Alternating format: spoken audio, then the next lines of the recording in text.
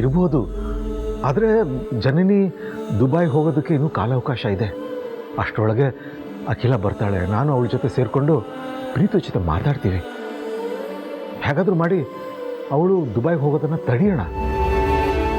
ಆದರೆ ಹನುಮಂತು, ಅದಕ್ಕೂ ಮೊದಲು ಜನನಿ ಪಾರ್ವತಿ ಮಧ್ಯೆ ಇರೋ ಮನಸ್ತಾಪದ ಬಗ್ಗೆ ವೀರಯ್ಯನಿಗೆ ಗೊತ್ತಿದೆ. ಅವರಿಬ್ಬರ ಜೊತೆ ನಾನು ಮಾತಾಡ್ತೀನಿ ಅಂತ ಹೇಳಿದ್ದಾನೆ.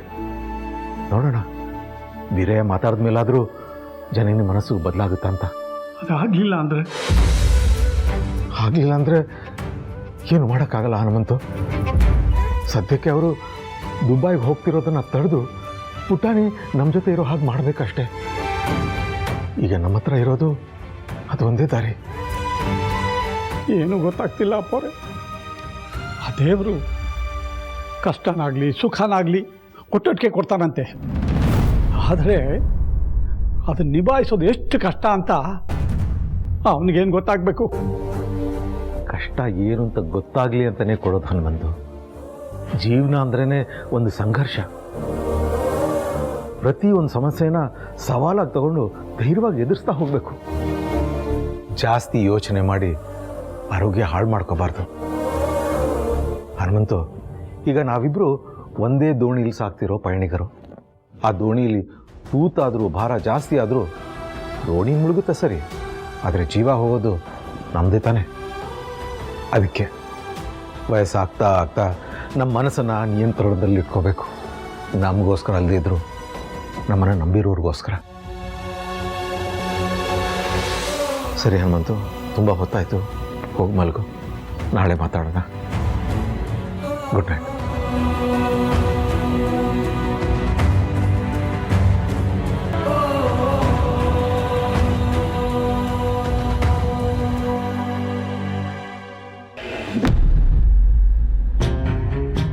ಅಲ್ಲಮ್ಮ ಜನನಿ, ಬ್ಯಾಗಲ್ಲಿ ಇಟ್ಟಿದ್ದ ಪಾಸ್ಪೋರ್ಟು ಅದು ಎಲ್ಲಿಗೆ ಹೋಗಕ್ಕೆ ಸಾಧ್ಯ? ಅದು ಅಲ್ಲದೆ ಈ ಮನೆಯಲ್ಲಿ ಎಲ್ಲಿ ಏನೇ ಇಟ್ರು ಅದು ಸುರಕ್ಷಿತವಾಗೇ ಇರತ್ತೆ. ಈಗದು ಕಾಣಿಸ್ತಾ ಇಲ್ಲ ಅಂದ್ರೆ ನನಗೆ ಯಾಕೋ ನಂಬಕ್ಕೆ ಆಗ್ತಿಲ್ವೇ? ಅಲ್ಲ ಚಿಕ್ಕಮ್ಮ, ನನ್ನ ಪಾಸ್ಪೋರ್ಟು ಪುಟಾಣಿ ಪಾಸ್ಪೋರ್ಟು ಎರಡು ಒಟ್ಟಿಗೆ ನಾನೇ ಇಟ್ಟಿದ್ದೆ. ಸ್ವಲ್ಪ ಹೊತ್ತು ಮುಂಚೆ ಇನ್ನು ನೋಡ್ಕೊಂಡು ಬಂದಿದ್ದೀನಿ, ಅಲ್ಲೇ ಇತ್ತದು. ಈಗ ಕಾಣಿಸ್ತಿಲ್ಲ ಅಂದ್ರೆ ಹೇಗೆ? ಚಿಕ್ಕಮ್ಮ, ನಾನು ಯಾವ ಕ್ಷಣದಲ್ಲಿ ಬೇಕಾದ್ರೂ ದುಬೈಗೆ ಹೋಗ್ಬೇಕಾಗಿ ಬರ್ಬೋದು. ಅದಕ್ಕೆ ಅದನ್ನ ಜೊತೆಲೇ ಇಟ್ಕೊಂಡಿದ್ದೆ. ಅಂಥದ್ರಲ್ಲಿ ಹೀಗಾಗೋಯ್ತಲ್ಲ.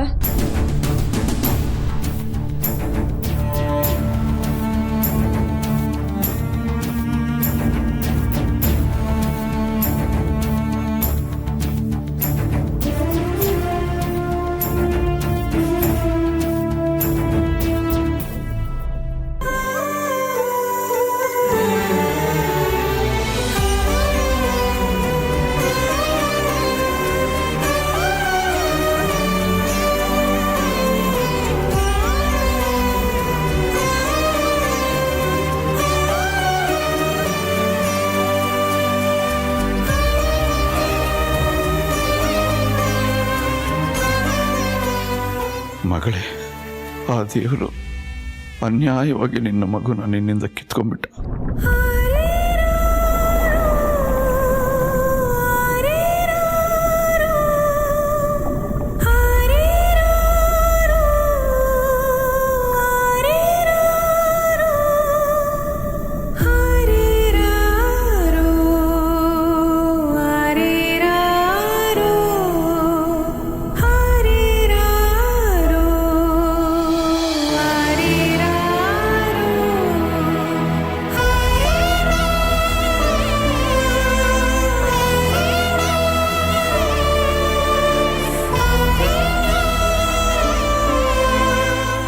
ಮಗಳು ದುಬೈಗೆ ಹೋಗ್ಬಿಡ್ತಾಳೆ, ಅಲ್ಲೇ ಸೆಟ್ಲ್ ಆಗ್ತಾಳೆ ಅಂತ ತುಂಬಾ ಬೇಜಾರು ಮಾಡ್ಕೋತಿದ್ದೀರಾ ವೀರಣ್ಣ?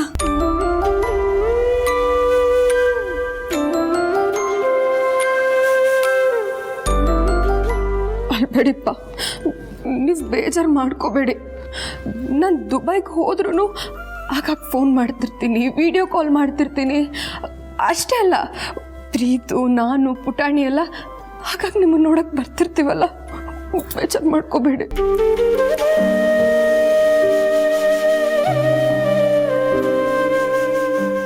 ಹೆತ್ತು ಮಕ್ಕಳು ಕಣ್ಣೆದುರಿಗಿಲ್ಲ ಅಂದರೆ ಕೋಟಿ ಸುಖ ಇದ್ದೇನು ಪ್ರಯೋಜನ ಮಗಳೇ? ಈಗಿನ ಕಾಲದ ಮಕ್ಕಳಿಗೆ ಜನ್ಮ ಕೊಟ್ಟವರ ಕರುಳಿನ ಸಂಕಟ ಅರ್ಥ ಆಗೋದಿಲ್ಲ.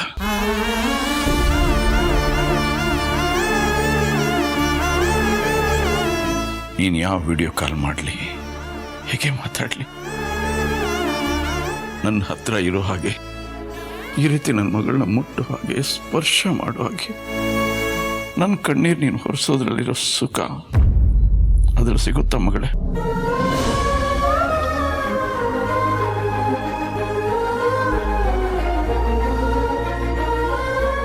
ಹೋಗ್ಬೇಡ ಅಂತ ಅಷ್ಟೇ ನಾನು ಹೇಳ್ಬೋದು, ಅಷ್ಟೇ. ಹೋಗೋದು ಬಿಡೋದು ನಿನ್ನ ನಿರ್ಧಾರಕ್ಕೆ ಬಿಟ್ಟಿದ್ದಮ್ಮ.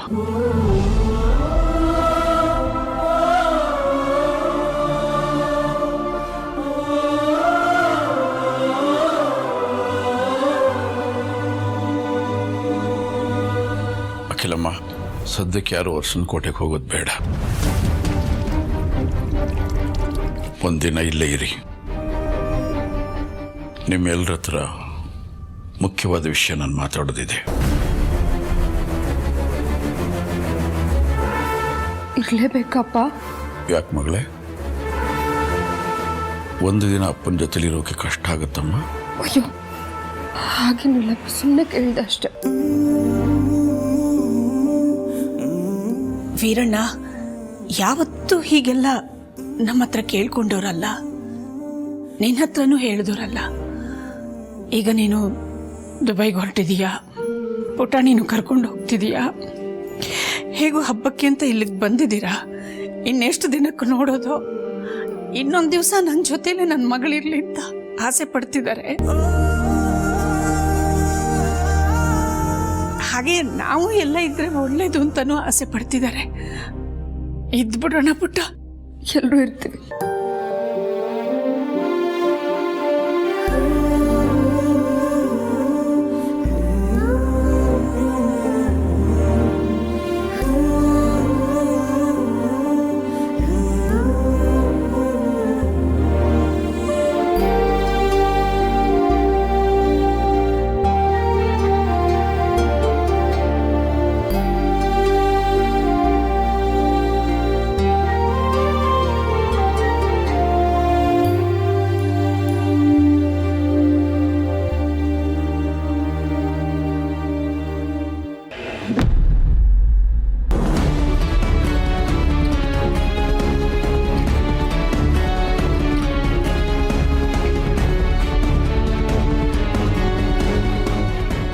ಅವ್ರು ಹೇಳಿದ್ರ ಬಗ್ಗೆ ನಿಮ್ಗೇನು ಅನಿಸ್ತು ಯಜಮಾನ್ರೆ? ನನಗೇನೋ ಪುಟಾಣಿ ನಮ್ಮ ಮಗಳು ಅನ್ನೋ ಸತ್ಯನ ಎಲ್ರಿಗೂ ಹೇಳಬೇಕು ಅಂತ ಅನ್ನಿಸ್ತಾ ಇದೆ. ನಿನಗೆ? ಸತ್ಯ ಹೇಳೋದು ಬೇಡ ಅಂತ ಅನ್ನಿಸ್ತಾ ಇದೆ. ಕೊನೆವರೆಗೂ ಆ ಸತ್ಯ ನಮ್ಮಲ್ಲೇ ಉಳಿಬೇಕು ಯಜಮಾನ್ರೆ. ಇನ್ನು ಎಷ್ಟು ದಿನ ಅಂತ ಈ ಸತ್ಯನ ಮುಚ್ಚಿಡೋದು ಪಾರ್ವು? ಈ ಸತ್ಯನ ಹೇಳ್ಬಿಡು ಅಂತ ಮಾವನೇ ಟೈಮ್ ಕೊಟ್ಟಿದ್ದ ತಾನೆ. ಇಂಥ ಸಂದರ್ಭ ಮತ್ತೆ ಸಿಗುತ್ತಾ? ಇದೇ ಅವಕಾಶನ ಬಳಸ್ಕೊಂಡು ಸತ್ಯನ ಹೇಳ್ಬಿಡೋಣ. ಏನಾಗ್ಬಿಡುತ್ತೆ ಹೇಳು? ಜನನಿಗೆ ಬೇಜಾರಾಗುತ್ತೆ. ನಾವೆಲ್ಲರೂ ಸಮಾಧಾನ ಮಾಡೋಣ. ಅಷ್ಟಕ್ಕೂ ನಾವೇನು ಮಗುನ ಜನನಿಂದ ಕಿತ್ಕೊಳ್ತಾ ಇಲ್ವಲ್ಲ. ಇವಾಗ ಎಲ್ಲರೂ ಹೇಗಿದ್ದೀವೋ ಹಾಗೆ ಇರ್ತೀವಿ. ಮುಂದೆ ಜನನಿನ್ನು ನಮ್ಮ ಥರನೇ ಮಗು ಪ್ರೀತಿ ಕೊಡ್ಲಿ. ವಸ್ತು ಕಳೆದೋದ್ರೆ ಮತ್ತೆ ಪಡ್ಕೋಬಹುದು ಯಜಮಾನ್ರೆ. ನಾನು ನಮ್ಮ ಪುಟಾಣಿನ ಜನನಿಗೆ ತ್ಯಾಗ ಮಾಡಿರೋದು ಮತ್ತೆ ಪಡ್ಕೊಳ್ಳೋದಕ್ಕಲ್ಲ. ಹಾಗಾದ್ರೆ ಪುಟಾಣಿ ನಿನ್ ಕಣ್ಮುಂದೆ ಇರೋದು ಬೇಡವಾ? ಇಷ್ಟು ದಿವಸ ಪುಟಾಣಿ ನನ್ನ ಕಣ್ಮುಂದೆ ಇದ್ಲು ಅನ್ನೋ ಖುಷಿ ಇದೆ. ಆದ್ರೆ ಇವಾಗ ಆ ಖುಷಿಗೆ ನೋವು ಆವರಿಸ್ಕೊಳ್ತಾ ಇದೆ. ಈಗ ನಮ್ಮ ಮುಂದೆ ಇರೋ ಆಯ್ಕೆ ಅಂದ್ರೆ ಹೇಗಾದ್ರೂ ಮಾಡಿ ಜನನಿ ವಿದೇಶಕ್ಕೆ ಹೋಗೋದನ್ನ ತಡಿಬೇಕು. ಅದ್ ಬಿಟ್ಟು ಬೇರೆ ಯಾವ ದಾರಿನೂ ಇಲ್ಲ. ಒಂದ್ ವೇಳೆ ಅವಳು ದುಬೈಗೆ ಹೋಗ್ಬಿಟ್ರೆ? ಇನ್ನೂ ಹೋಗಿಲ್ಲ ಅಲ್ವಾ? ಹಾಗಾದ್ರೆ ಈ ವಿಷಯದಲ್ಲಿ ಸತ್ಯ ಗೊತ್ತಾಗಬಾರ್ದು ಅನ್ನೋದೇ ನಿನ್ನ ನಿರ್ಧಾರನಾ? ಹೌದು ಯಜಮಾನ್ರೆ. ದಯವಿಟ್ಟು ನನಗೆ ಸತ್ಯ ಹೇಳು ಅಂತ ಮಾತ್ರ ಬಲವಂತ ಮಾಡಬೇಡಿ. ನನ್ನ ನಿರ್ಧಾರದ ಮೇಲೆ ನಿಮಗೆ ಗೌರವ ಇದ್ರೆ ಸತ್ಯ ನಿಮ್ಮಲ್ಲೇ ಇರಲಿ. ಹಾಗೆ ಜನನಿ ವಿದೇಶಕ್ಕೆ ಹೋಗೋದನ್ನ ತಡೆಯೋದಕ್ಕೆ ಬೇರೆ ಏನಾದರೂ ದಾರಿ ಇದೆಯಾ ಅಂತ ಯೋಚನೆ ಮಾಡಿ.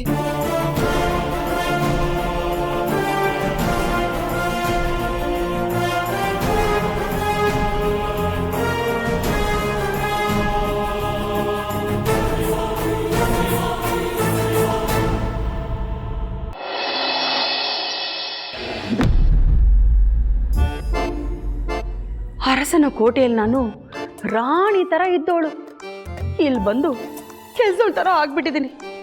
ಅಲ್ಲೇ ಇರ್ತೀನಿ ಅಂದಿದ್ದಾಗ ಭಾವ ಕೂಡ ಒಪ್ಕೊಂಡಿದ್ರು. ಆದರೆ ಆ ಮನೆ ಆಳ್ ದಾಮಿನಿ ಅದಕ್ಕೂ ಕಲ್ಲಾಗ್ಬಿಟ್ಲು. ನಾನು ಅಲ್ಲೇ ಇದ್ದಿದ್ರೆ ನನ್ನ ಪ್ರೇಮ ಕವಿ ಜೊತೆ ಫೋನಲ್ಲಿ ಮಾತಾಡಿಕೊಂಡು ಆರಾಮಾಗಿರ್ಬೋದಿತ್ತು. ಹಾಗೆ ಆ ನನ್ನೆಲ್ಲ ಯಾರು ಅಂತಾನೂ ನೋಡ್ಬೋದಿತ್ತು. ಅವಳಿಂದ ಎಲ್ಲ ಹಾಳಾಗೋಯ್ತು. ಛೇ, ಏನ್ ರತ್ನವೇಣಿಯವರೇ, ಏನೋ ಹಾಳಾಯ್ತು ಅಂತ ಬೆಳಗ್ಗೆನೆ ಮಾತಾಡ್ತಾ ಇದ್ದೀರಾ? ಓ, ನಿಮ್ ಫೋನ್ ಹಾಳಾಯ್ತಾ? ಕಣ್ ಕಾಣಿಸ್ತಾ ಇಲ್ವಾ? ಇಲ್ಲಿಲ್ವಾ ನನ್ನ ಫೋನು? ಓ, ಮತ್ತೆ ಯಾರಿಗೆ ಬೈತಾ ಇದ್ರಿ? ನನ್ನಷ್ಟಕ್ಕೆ ನಾನೇ ಏನೋ ಮಾತಾಡ್ಕೋತಾ ಇದ್ದೆ ಅಷ್ಟೇ. ಅವರಷ್ಟಕ್ಕೆ ಅವರೇ ಮಾತಾಡ್ಕೋತಾ ಇದ್ರೆ ಏನಂತಾರೆ ಗೊತ್ತಾ? ಹುಚ್ಚರು ಅಂತಾರೆ. ಹಾಗಾದ್ರೆ ನನ್ನ ಹುಚ್ಚಿ ಅಂತಿದ್ಯಾ? ಅಯ್ಯೋ, ನಾನ್ ಯಾಕೆ ಹಾಗನ್ಲಿ? ನೋಡಿ ರತ್ನವೇಣಿಯವರೇ, ಬೆಳಗ್ಗೆ ನಿಮ್ಮ ಹತ್ರ ವಾದ ಮಾಡೋದಕ್ಕೆ ನನಗೆ ಪುರ್ಸೋತಿಲ್ಲ. ತುಂಬಾ ಕೆಲಸ ಇದೆ, ಬೇಗ ಬನ್ನಿ. ಕೆಲ್ಸನಾ? ಹಬ್ಬ ಎಲ್ಲ ಆಯ್ತಲ್ಲ, ಇನ್ನೇನು ಕೆಲಸ ಇದೆ? ಹಬ್ಬ ಎಲ್ಲ ಮುಗ್ದಿದ್ರು ಕೆಲ್ಸಗಳಿನ್ನೂ ಮುಗ್ದಿಲ್ಲ. ಬೆರಣಿ ತಟ್ಟಬೇಕು, ಅದಕ್ಕೆ ಸಗಣಿ ತೆಗಿಬೇಕು. ಬೇಗ ಬನ್ನಿ. ಏನೇ, ನಾನು ಸಗಣಿ ಬಾಚ್ಬೇಕಾ? ಇನ್ಯಾರು ಬಾಚ್ತಾರೆ? ನನ್ನಿಂದ ಆಗಲ್ಲಪ್ಪ. ವೀರಣ್ಣ ಅವರೇ, ಅಯ್ಯೋ ಆಗಲ್ಲ ಅನ್ನೇ ಹೊರ್ತು ಮಾಡಲ್ಲ ಅಂತ ಹೇಳಿಲ್ವಲ್ಲ. ಮಾಡ್ತೀನಿ. ಅದು ಕಾಪಿ ಆರೋಗ್ಬಿಡುತ್ತೆ, ಕುಡ್ದ್ಬಿಡ್ಲಾ? ಆಯ್ತಾಯ್ತು, ಕುಡಿದ್ಬಿಟ್ಟು ಬೇಗ ಬನ್ನಿ. ಇಲ್ಲ ಅಂದ್ರೆ ಅಯ್ಯೋ, ಬರ್ತೀನಿ. ಹ.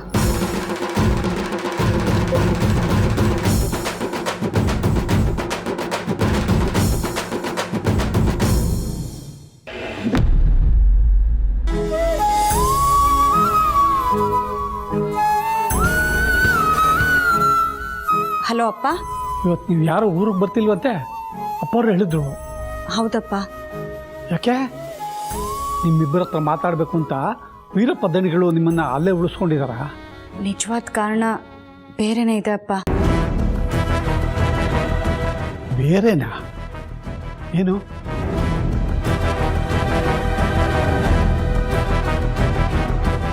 ಹೇಳು ಪಾರು. ಪುಟಾಣಿ ನನ್ನ ಮಗು ಅಂತ ಅಪ್ಪವ್ರಿಗೆ ಸತ್ಯ ಗೊತ್ತಾಯ್ತಪ್ಪ.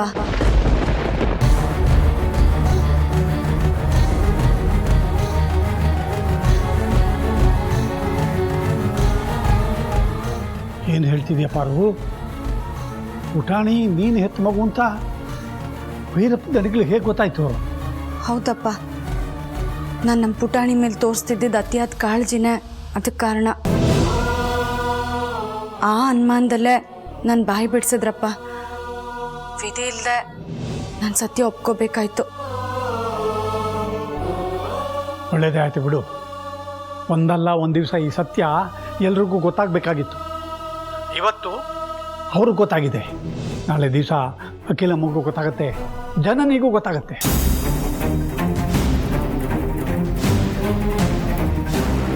ಏನಪ್ಪ ನೀನು? ಗೊತ್ತಾಗಬಾರ್ದು ಅಂತ ನಾನು ಒದ್ದಾಡ್ತಿದ್ರೆ ನೀನು ಗೊತ್ತಾಗ್ಲಿ ಅಂತ ಹೇಳ್ತಾ ಇದೆಯಲ್ಲ. ಗೊತ್ತಾಗಬೇಕು ಅಂತ ಇದ್ದಿದ್ರೆ ಜನನಿಗೆ ಯಾವತ್ತೋ ನಾನು ಸತ್ಯ ಹೇಳ್ತಿದ್ದೆ. ಆದರೆ ಎಲ್ಲದಕ್ಕೂ ಕಾಲ ಸಮಯಾವಕಾಶ ಬರಬೇಕು ನೋಡು.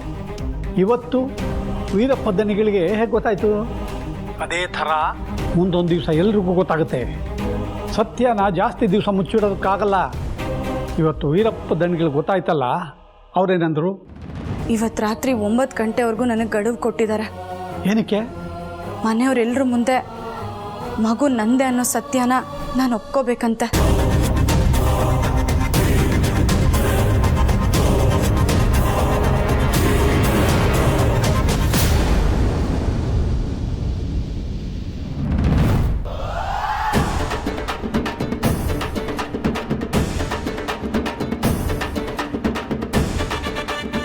ಏನ್ ಸಗಣಿ ತೊಟ್ಟಿ ಬೆರಣಿ. ಯಾಕಜ್ಜಿ ಮೂಕ್ ಮುಚ್ಕೊಂಡಿದ್ದೀರಾ? ವಾಸನೆ ಬರ್ತಿದೆ. ಏನು ವಾಸನೆನಾ? ನಮಗೇನು ಬರ್ತಾನೆ ಇಲ್ವಲ್ಲ ಅಲ್ವಾ ಲಕ್ಷ್ಮಿ? ಹ್ಞೂ, ವಾಸನೆ ಬರ್ತಿಲ್ಲ, ಸುವಾಸನೆ ಬರ್ತಿದೆ ನೋಡಿ.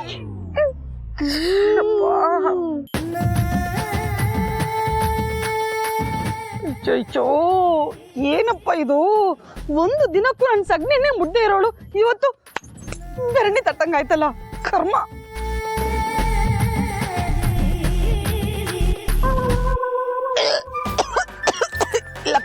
ನನ್ನ ಕೈಯಲ್ಲಿ ಮಾತ್ರ ಆಗಲ್ಲಪ್ಪ, ವಾಸನೆ.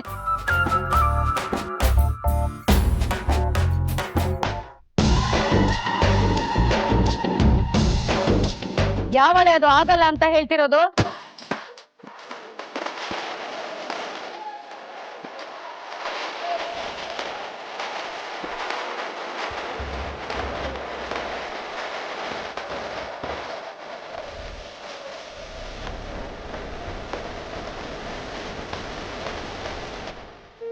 ಅಜ್ಜಿ ಬೆರಣಿ ತಟ್ಟಕ್ಕಾಗಲ್ಲ ಅಂತಿರೋದು.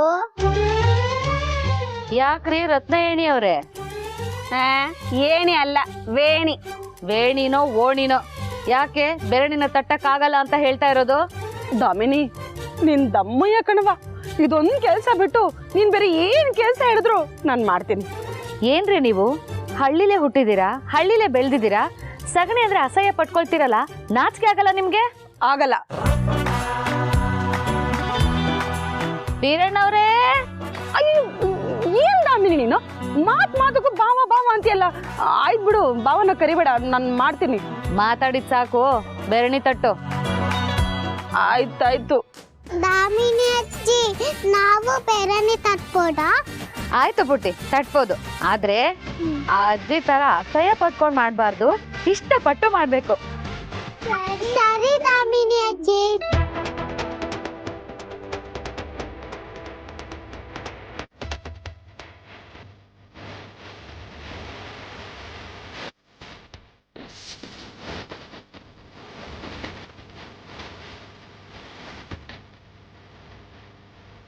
ರೀತಿಯಿಂದ ತಟ್ಬೇಕು, ಆಯ್ತಾ? ತಟ್ಟಿ.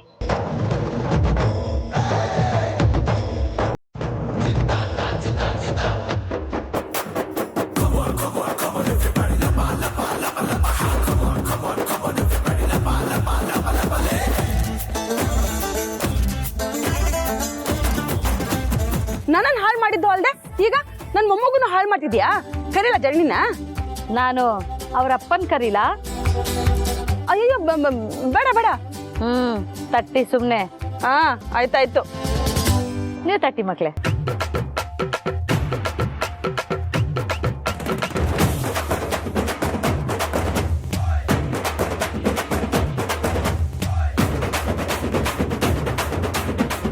ರತ್ನ ಏಣಿ ಅವರೇ, ನಿಮ್ಮನ್ನ ನೋಡಿದ್ರೆ ನನಗೆ ಒಳ್ಳೆ ಸಾಲುಗಳು ನೆನಪಾಗುತ್ತೆ. ಹಂಗೆ ಬಿಡ್ತೀನಿ, ಕಿವಿಗೊಟ್ಟು ಕೇಳಿಸ್ಕೊಳ್ಳಿ, ಸರಿನಾ? ಇಟ್ಟರೆ ಸಗಣಿಯಾದೆ, ತಟ್ಟಿದರೆ ಬೆರಣಿಯಾದೆ, ಸುಟ್ಟರೆ ವಿಭೂತಿಯಾದೆ, ನೀನಾರಿಗಾದೆಯೋ ಎಲೆ ಮಾನವ. ತಟ್ಟಿ ತಟ್ಟಿ, ರೀತಿನ ತಟ್ಬೇಕು ಮಕ್ಳೆ. ಹಾ,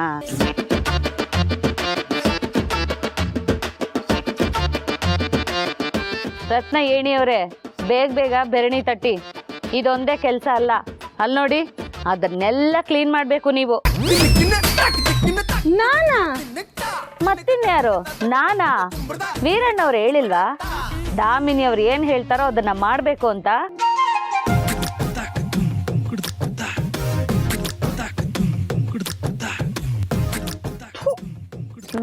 ಕರ್ಮ. ನೋಡಿದ್ಯಪ್ಪಾರು, ಕಾಲಚಕ್ರ ಹೇಗೆ ತಿರುಗುತ್ತೆ ಅಂತ.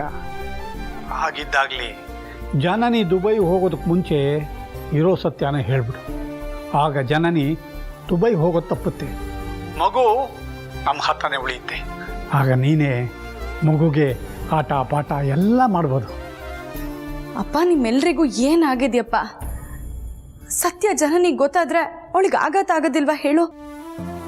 ಆಘಾತ ಆಗಲಿ ಅಂತ ಯಾರು ಬಯಸೋದಿಲ್ಲ ಪಾರು. ಅವಳು ಒಬ್ಬ ಹೆಣ್ಣೆ.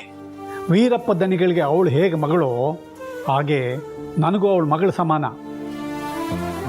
ಆದರೆ ಅದೊಂದು ಕಾರಣಕ್ಕೋಸ್ಕರ ಜೀವನ ಇಡೀ ನೀನು ನೋವು ಅನುಭವಿಸೋದು ಯಾವ ನ್ಯಾಯ ಹೇಳು? ನೋಡು ಪಾರು, ಮುಂದೆ ಯಾವಾಗಲೂ ಗೊತ್ತಾಗಬೇಕಾಗಿರೋ ಸತ್ಯನ ನೀನು ಈಗಲೇ ಹೇಳಿಬಿಡು. ಮುಂದೇನಾಗುತ್ತೋ ನೋಡ್ಕೊಳ್ಳೋಣ. ಸ್ವಲ್ಪ ದಿನ ಜನನಿ ಹೊತ್ತು ಕರೆದು ಮಾಡ್ಬೋದು. ಅವೆಲ್ಲರೂ ಸೇರಿ ಸಮಾಧಾನ ಮಾಡೋಣ. ಅವಳಿಗೂ ಸಮಾಧಾನ ಆಗುತ್ತೆ. ಆಗ ಪುಟಾಣಿ ಅರಸನ ಕೋಟೆಯಲ್ಲಿ ಉಳಿಯುತ್ತೆ. ಅದು ನಮ್ಮೆಲ್ಲರ ಜೊತೆ ಸಂತೋಷವಾಗಿರುತ್ತೆ ಕಣೆ. ಬೇಕಿದ್ರೆ ಜನನಿ ಮಗು ಜೊತೆ ಈಗ ಹೇಗಿದ್ದಾಳೋ ಮುಂದೆನೂ ಹಾಗೆ ಇರಲಿ. ಯಾರು ಬೇಡ ಅಂತಾರೆ? ಅಪ್ಪ, ನೀನು ಆಸೆ ಜಾಸ್ತಿ ಇಟ್ಕೋಬೇಡ. ನೀವೆಲ್ಲರೂ ಏನೇ ಹೇಳಿದ್ರು ಪುಟಾಣಿ ನನ್ನ ಮಗಳೇ ಅಂತ ಜನನಿಗೆ ಸತ್ಯ ಹೇಳೋದಕ್ಕೆ ನನ್ನ ಮನಸ್ಸು ಒಪ್ತಾ ಇಲ್ಲ.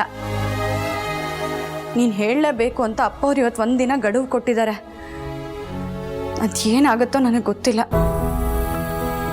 ನಾನು ಬೇರೆ ತುಂಬ ಒತ್ತಡದಲ್ಲಿದ್ದೀನಿ. ನಿನ್ನ ಹತ್ರ ನಾನು ಆಮೇಲೆ ಮಾತಾಡ್ತೀನಿ. ಫೋನ್ ಇಡ್ತೀನಿ ಈಗ.